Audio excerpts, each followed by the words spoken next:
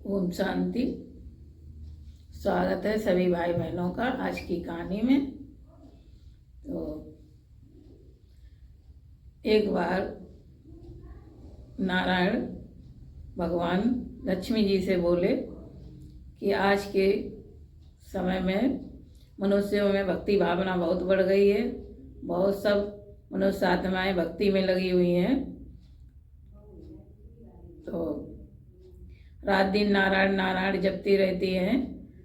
तो लक्ष्मी जी बोली वो आपको प्राप्त करने के लिए नहीं नारायण नारायण जपती हैं, वो हमको प्राप्त करने के लिए भक्ति कर रही हैं। तो भगवान नारायण बोले ऐसा नहीं है, वो कभी लक्ष्मी लक्ष्मी नहीं जपते हैं, नारायण नारायण ही जपते हैं। तो लक्ष्मी जी बोली ऐसा है तो परीक्षा ले ली जाए।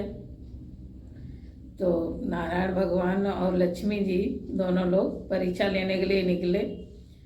तो नारायण जी आए मनुष्य लोक में धरती पर। तो आके ब्राह्मण का रूप बना के एक सेठ जी का दरवाज़ा खटखटाया। जब सेठ जी का दरवाज़ा खटखटाया, अंदर से सेठ जी निकले, बोले कौन हो, कहाँ से आए हो।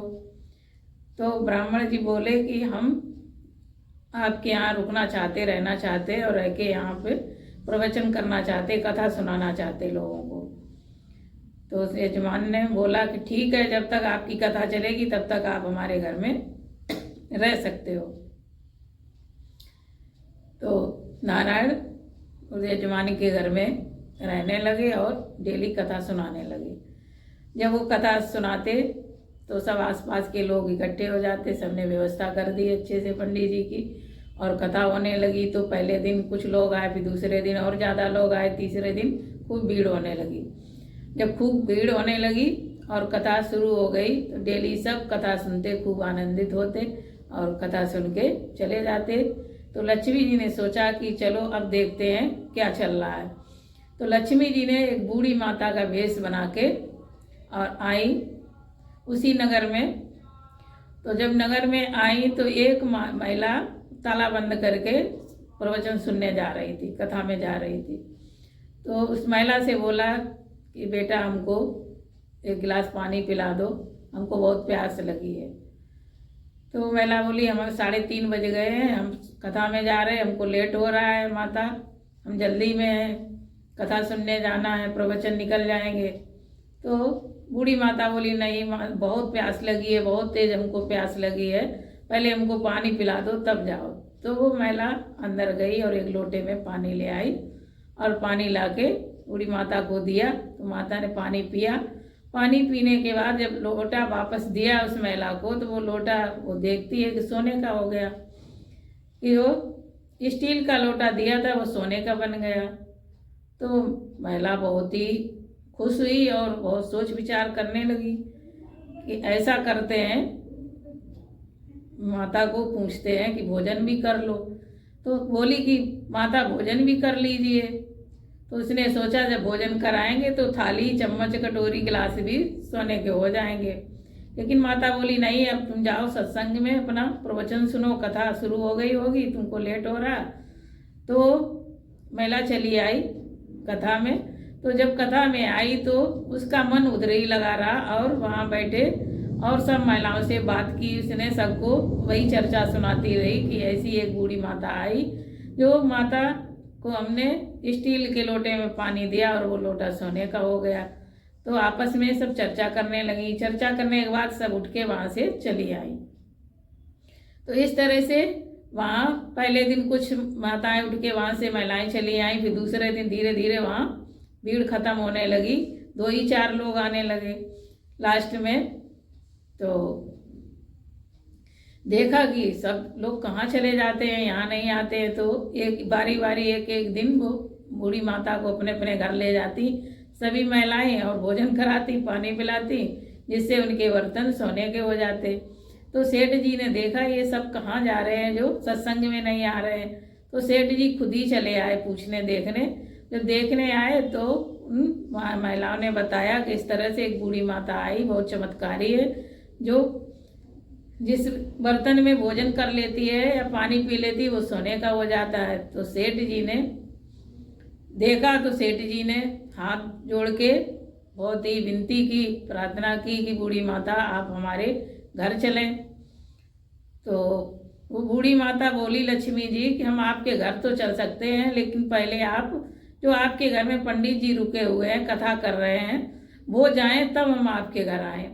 तो सेठ जी तुरंत ही वापस आए और जैसे ही वापस आए तो उन पंडित जी को बोला कि आप अपना बिस्तर बांध लो और आप आज से हमारे घर में नहीं रहेंगे, उस धर्मशाला में आपकी व्यवस्था कर दी, वहीं आप रहेंगे। तो पंडित जी बोले कि थोड़ा हमें 3 दिन की कथा बची है वो भी कर लेने दो, इसके बाद हम चले जाएंगे। उन्होंने कहा नहीं नहीं, अभी आप चले जाइए, तुरंत ही यहाँ से वो धर्मशाला में रहिए और यहाँ पे हमारे दूसरे मेहमान आने वाले हैं, हमने दूसरे किसी को बुलाया है तो पीछे से वो बूढ़ी माता लक्ष्मी जी भी आ गई और लक्ष्मी जी ने बोला उस सेठ को थोड़ा आप बाहर आइए और हम इन पंडित जी से बात कर लेते हैं। तो अंदर गई लक्ष्मी जी और नारायण जी से बोली कि देखा कि किस तरह से लोग आपसे प्रेम नहीं करते हैं, नारायण से प्रेम नहीं करते हैं, लक्ष्मी के पीछे ही भाग रहे हैं। अब तो विश्वास हो गया आपको? तो नारायण बोले हाँ ये तो सही बात है कि सब लक्ष्मी के पीछे भाग रहे हैं, लेकिन पहले तो हम ही एक संत बनके, महात्मा पंडित जी बनके आए, इसके बाद में आपका आगमन हुआ। तो नारायण लक्ष्मी जी से बोले कि जहाँ भी भगवान की कथा होगी और जहाँ भगवान के प्रवचन होंगे वहाँ पर लक्ष्मी जी का वास जरूर होगा।